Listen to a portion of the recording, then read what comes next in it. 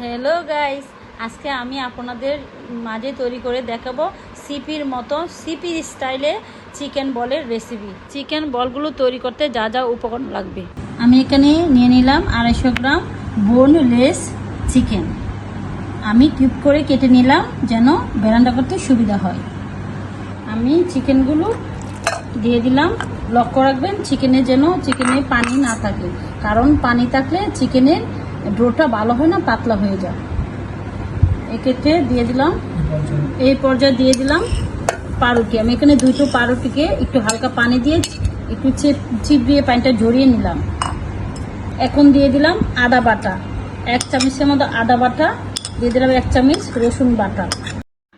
এখানে আদা বাটা রসুন বাটার পাউডারও ব্যবহার করতে পারেন। দিয়ে দিলাম স্বাদ মতো লবণ, চিলি ফ্লেক্স।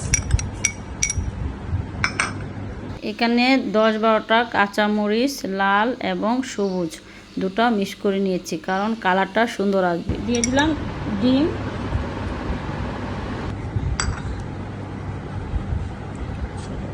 সাদা গোলমরিচ কালো গোলমরিচ একসাথে ব্লেন্ড করে নিলাম।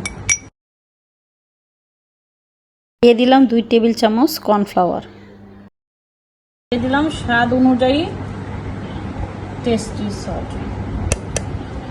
দিয়ে দিলাম 1 প্যাকেট টমেটো সস। এখন আমি সবগুলোকে একসাথে ব্লেন্ড করে নিব।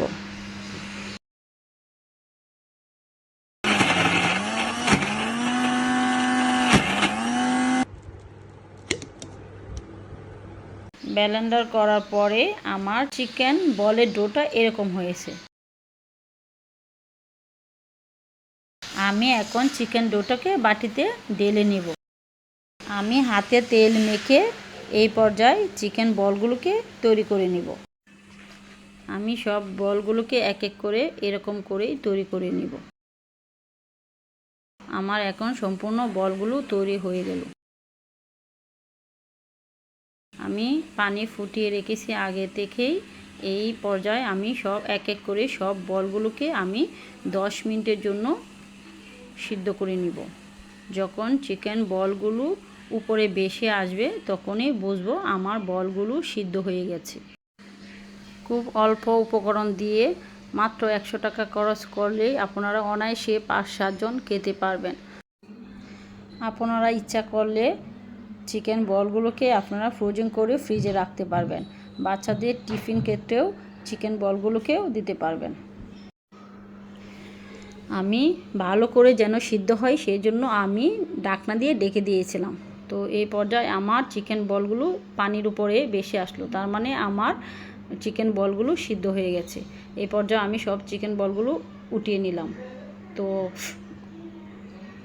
দেখেন কেমন সফট হয়েছে, অনেক গরম, ধরতেও পারতাছি না। তো একটা কেটে দেখাচ্ছি ভিতরে কেমন সিদ্ধ হয়েছে সেটা দেখানোর জন্য।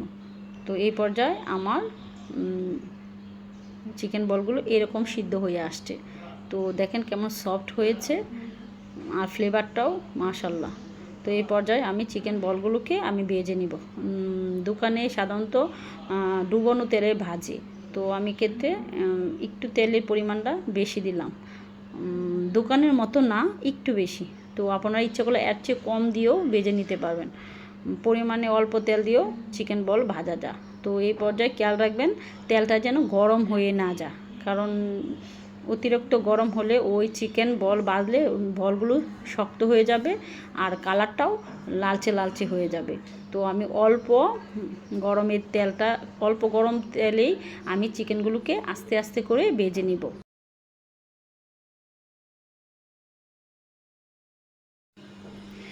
আমি হালকাভাবে আস্তে আস্তে প্রায় 10 মিনিটের মতন নেড়ে চেড়ে ভেজে নিলাম।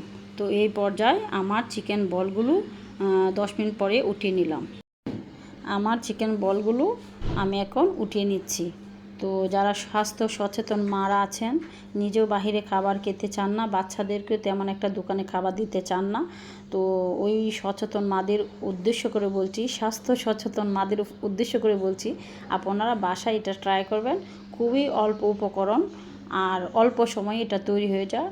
তো বাচ্চাদের টিফিনের ক্ষেত্রে আপনারা নিজেরাও খেতে পারবেন সন্ধ্যা নাস্তা হিসাবে।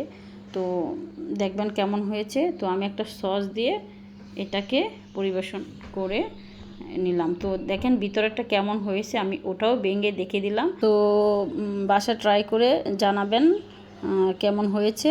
তো ভালো থাকেন, সাথে থাকেন, পাশে থাকেন। আসসালামু আলাইকুম।